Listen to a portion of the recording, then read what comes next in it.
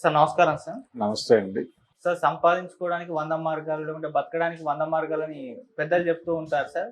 So, ఆ రకంగా హైదరాబాద్‌కి చెందిన ఒక ఇద్దరు దంపతులు సంపాదించుకోవడానికి ఒక వినూత్నమైన మార్గాన్ని ఎంచుకున్నారు. ఇప్పుడు అది ఆ మార్గం వాళ్ళని కటకటాల్లోకైతే తీసుకెళ్ళిందని చెప్పుకోవాలి. అంటే తమ నగ్న వీడియోలని అమ్మేసి దాన్ని సొమ్ము చేసుకునే ప్రయత్నం చేశారు. సో, పోలీసులకు దొరికిపోయారు. ఇప్పుడు జైల్‌లో కూడా అంటే కోర్టులో కూడా పెట్టబోతున్నారు. సో, ఎలా చూడొచ్చంటారు ఈ ఇష్యూని? ఈ విధంగా నగ్న వీడియోలు అమ్ముకోవడం ఏంటి? ఇది కలికాలం అలా మారిపోయిందంటూ కూడా నెటిజన్స్ కామెంట్స్ చేస్తున్నారు. సో, ఇష్యూ గురించి మీరేం చెప్తారు సార్? కలికాలం కాదండి, మార్కెట్ కాలం. అంటే జీవితాలు సంక్షోభంలో ఉన్నమాట వాస్తవమే. వర్చువల్ జీవితాలుగా మారిపోయినాయి. హ్మ్. భ్రమలు కోల్పోయారు అందరూ. అంటే విలువలు లేకపోతే మరొకటి ఇలా రకరకాల అభిప్రాయాలు ఉండేవి ఒకప్పుడు. ఇప్పుడు అవసరం అనేది క్రియేట్ చేసింది మార్కెట్. ఈ అవసరాన్ని తీర్చుకోవడానికి ఏం చేయడానికైనా సిద్ధపడి ఉంది. ఆ మార్గాలు కూడా ఓపెన్ అయిపోయినాయి. ఒకప్పుడు నిరుద్యోగం విపరీతంగా రాజ్యం చేసేది. ఇప్పుడు పని చేయదలుచుకుంటే ఏ పనైనా సరే చేయటానికి సిద్ధపడితే ఆ పని ద్వారా డబ్బులు సంపాదించుకోవడానికి మార్గాలు ఉన్నాయని చెప్పడమే మార్కెట్ ఎకానమీ సక్సెస్. ఒకప్పట్లా లేదు. అభివృద్ధి సంపద సృష్టిస్తున్నాం మేము అని చంద్రబాబు నాయుడు పదే పదే మాట్లాడతాడు.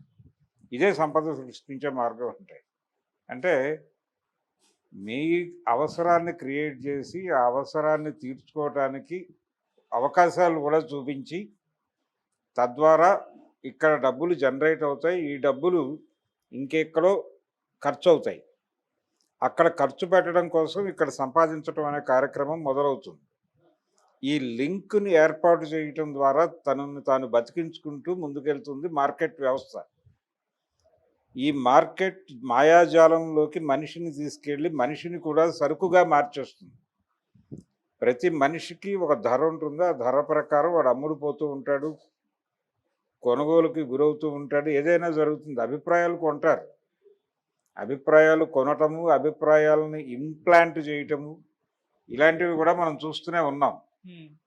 కాబట్టి మార్కెట్ విలువల ప్రకారం మార్కెట్ రాజ్యంలో ఏం జరగాలో అంటే సంసారాలు వర్చువల్గా మారిపోయినాయి, జీవితాలు వర్చువల్గా మారిపోయినాయి అనేటువంటి అంటే ఇప్పుడు ఈ మధ్య కాలంలో వివాహ వ్యవస్థ మీద పెద్దగా భ్రమలు లేవు, ప్రజలకు చాలా వరకు తొలగిపోయినాయి అని మాట్లాడుతున్నారు. ఈ మాట్లాడటానికి ఊతం ఇచ్చేవి ఇలాంటి సంఘటనలు.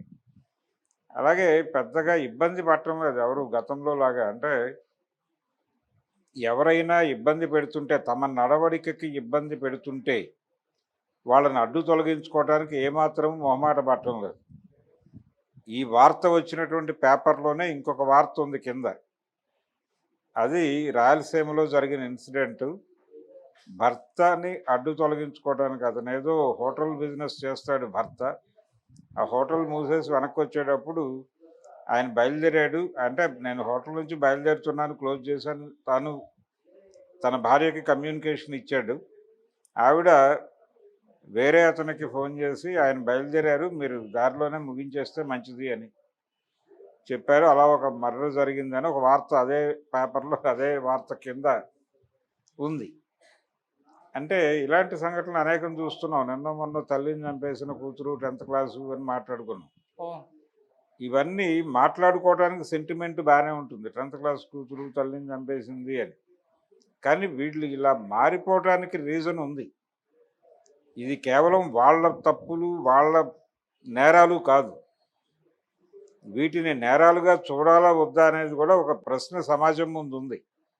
దీని మీద విస్తృతమైన చర్చ జరగాలి. ఈ రకంగా ప్రవర్తనలు మారిపోవటం వెనకాల వ్యవస్థ కంట్రిబ్యూషన్ ఏమిటి? ఈ వ్యవస్థని కాపాడతామని కంకణం కట్టుకుని భారతీయ జనతా పార్టీ రూల్ చేస్తోంది.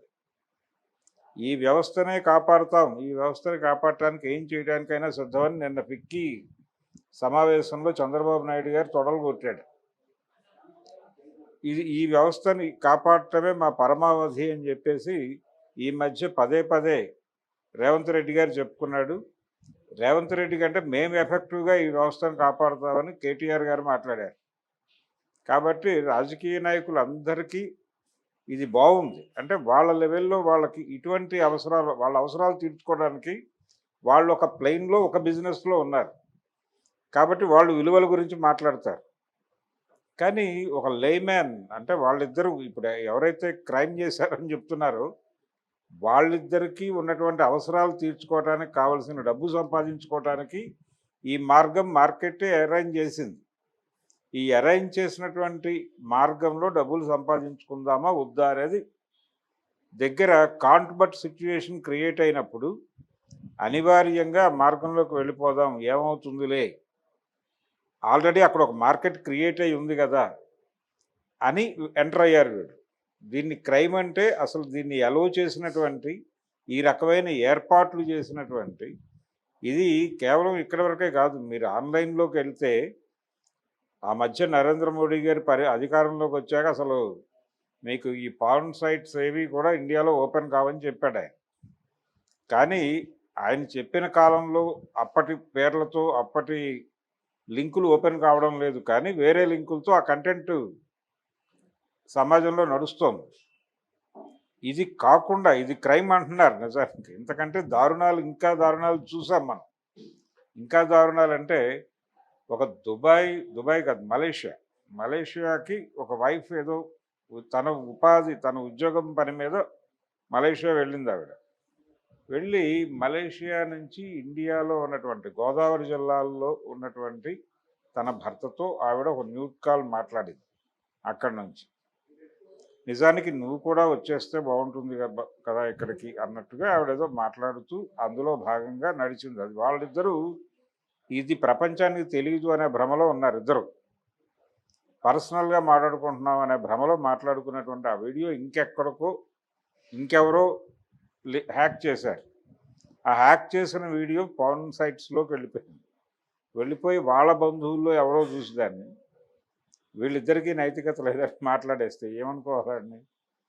కాబట్టి ఇలాంటి దారుణాలు రకరకాల పద్ధతుల్లో జరగటానికి ప్లాట్ఫామ్స్ క్రియేట్ చేసింది ఎవడు అంటే ఈ అవసరం ఉంది మనిషికి, ఈ అవసరమే అది.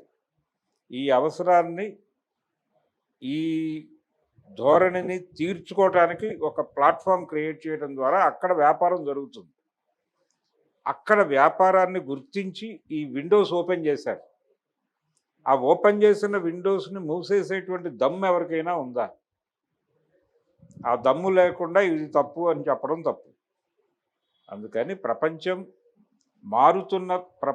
మారుతున్నటువంటి నైతిక విలువలు, మారుతున్నటువంటి ఆలోచన ధోరణులు వాళ్ళిద్దరూ మ్యూచువల్ అండర్స్టాండింగ్తో చేశారు. పైగా అవగాహనతో, అంటే ఇద్దరికి కలిపి ఒక కౌటుంబికమైనటువంటి ఆదాయ మార్గం కోసం వాళ్ళు ఏదో తిప్పలు పడ్డారు. అక్కడ వరకే చూడాలి దాన్ని. అంటే మార్కెట్ కన్జ్యూమరిజం పెట్టినటువంటి ఒత్తిడికి సరెండర్ అయ్యి వాళ్ళు చేసినటువంటిది అది అలా చూసినప్పుడు వ్యవస్థని నడిపిస్తున్నటువంటి శక్తుల్ని, ఈ వ్యవస్థని కాపాడుతామని రోజు మాట్లాడుతున్నటువంటి రాజకీయ నాయకుల్ని కూడా ఈ కేసులో నేరస్తులుగా పెట్టాలి. అప్పుడు మాత్రమే ఆ కేసు గురించి మాట్లాడాలి తప్ప. ఇప్పుడు ఆ రోజుల్లో ఎన్టీ రామారావుతో సినిమా తీశారు ఎస్బి లాల్ గారు, నేరం నాది కాదు ఆకలిది. అది హిందీలో రోటీ అనేటువంటి సినిమాకి రీమేక్ రాజేష్ ఖన్నా గారు చేశాడు అక్కడ. అంటే కోర్టులో ఆర్గ్యుమెంట్, ఇది ఆకలితో అనివార్యమై చేసినటువంటి నేరం, దీన్ని ప్రత్యేకంగా చూడాలి, అంతే తప్ప మీరు అన్ని నేరాలని ఒకే గాట కట్టేయొద్దు అని ఒక ఆర్గ్యుమెంట్తో నడుస్తుంది ఆ సినిమా. అది అప్పటికి ఒక సమస్య ఉంది, దాన్ని ఒక జస్టిఫైడ్ మోడ్లో చెప్పే ప్రయత్నం చేశాడు ఆయన, ఆ కథా రచయిత. దీనికి కూడా ఒక జస్టిఫైడ్ మోడ్ ఉంది. ఈ జస్టిఫై చేయటాన్ని నైతిక కోణంలో మాట్లాడి దాడి చేయటం తప్పు. దీన్ని నైతిక కోణంలో చూసిన వాళ్ళని వీలైతే తనడం బెటర్. ఇది అలా చూడాల్సిన పరిస్థితి కాదు. నైతిక కోణంలో మాట్లాడటం తప్పుది. ఖచ్చితంగా సామాజిక కోణంలోనే చూడాలి. ఈ పరిస్థితిని భారతదేశంలోకి ప్రవేశపెట్టిన